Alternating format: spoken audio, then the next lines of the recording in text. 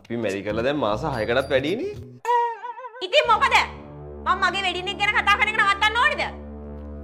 ඔය කියවිල්ලට මාව මැරෙයිද කියලායි මට බය. මටත් කට තියන් ඉන්න බැරුව පාන්දරම ටකේ නූලා දින්න හදනවනේ. ඉතින් ඒක මොනවද? කිරිතේ එපා බබා. ප්ලේන් ටියක් බෝ. තුඟුරු දා ප්ලේන් ටිය පට්ට. අද රෝසි මැඩම් එක්ක ටී ස්ටේට් එකට යන්නත් තියෙනවා. කොහෙද ඔය තේවත තියෙන්නේ?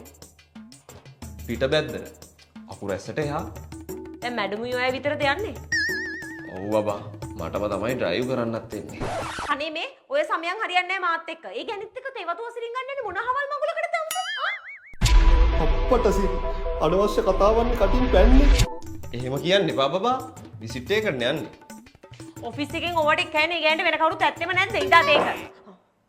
සෝරි අනේ. මගේ මේ කේන්තියට ඔළුවත් අවුල් වෙලා තියෙන්නේ.